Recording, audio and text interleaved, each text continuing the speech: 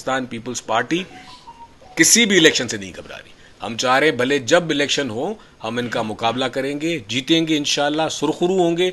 और ये सिर्फ एक हवा बनाई गई है कि ये कोई पंजाब में व्हाइट वॉश कर देंगे, कोई केपीके में इनकी हुकूमत आ जाएगी, ऐसा बिल्कुल भी नहीं है। इलेक्शन हो, फ्री एंड फेयर हो, आपके सामने रिजल्ट होगा। अच्छा शाह साहब, जिस तरह जो है बाशऊर हैं और पढ़े लिखे दोस्त हैं, ये जो अभी सारी बातें चल रही हैं ये किस लिहाज पे मुल्क को लेके आके खड़ा किया गया है। या तो हमें ये याद ना होता कि ये जो पिछले 4 साल गुजरे हैं उनमें कोई बड़े काम किए होते। कोई तहरीक इंसाफ के फेडरल हुकूमत 4 साल आपके सामने रही है, आप सब दोस्त गवाह हैं।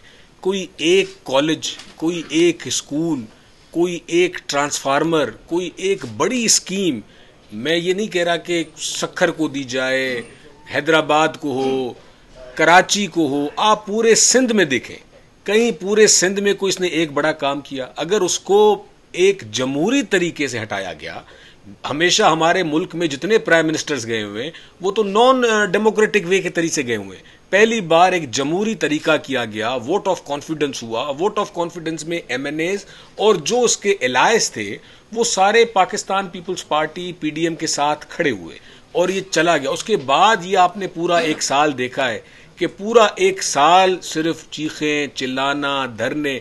फिर आप देखें इनके पास 2 सूबाई हुकूमत थी, फिर भी इनको एक ऑप्शन मिला कि वो जो उन पे बड़े सबसे बड़ी हम सब तनकीद करते हैं कि आपने कोई काम नहीं किया, तो 2 सूबे में इनकी गवर्नमेंट थी, ये कोई काम कर लेते, कोई प्रोजेक्ट दे देते, कोई बता देते कि भाई मैं ना अहल नहीं हूं, मैं थोड़ा बहुत अहल हूं, कोई पंजाब में कुछ कर देते।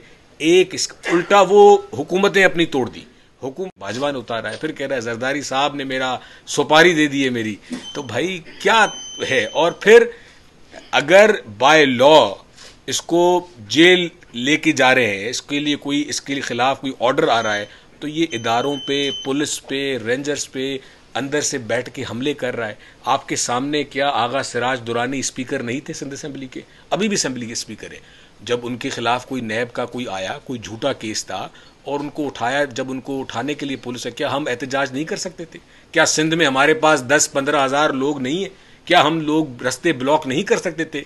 हमने लॉ की इज्जत की और वो उस केसों से खुर्शीद अहमद शाह साहब हो, शर्जील इनाम मेमन हो, आसिफ अली जरदारी साहब हो, अदी फरियाल हो, जितने भी झूठे केसेस बनाए गए, हमने जेल गए, जेल में बैठे, कोर्टों के से अपनी हाजिरियां दी, वहां से बेलें ली, केस खत्म हुए और आज आप अवाम के, पब्लिक के सामने सुरखरू होकर बैठे हुए हैं। ये तो नहीं कि अगर कोई हमारे पास पुलिस लेने आ रहा है, रेंजर्स आ रहा है, तो उन पे उल्टा हमला कर दे कि भाई नहीं हम अबव द लॉ है।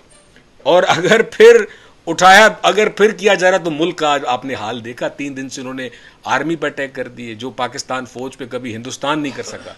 जो जितनी बड़ी तालिबान ऑर्गेनाइजेशंस आई हैं उन्होंने कभी नहीं किया, लोगों से कर लिया। लोगों ने वहां पे उनको ये चीजें, उनकी वीडियो मैसेजेस, उनके ऑडियो मैसेजेस आपके सामने, कि उनको कहा जा रहा है कि कोर कमांडर हाउस जाके तोड़ो, ये चीजें जाके तोड़ो।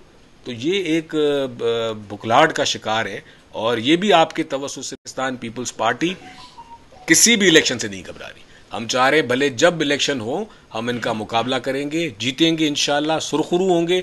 और ये सिर्फ एक हवा बनाई गई है कि ये कोई पंजाब में व्हाइट वॉश कर देंगे, कोई केपीके में इनकी हुकूमत आ जाएगी, ऐसा बिल्कुल भी नहीं है। इलेक्शन हो, फ्री एंड फेयर हो, आपके सामने रिजल्ट।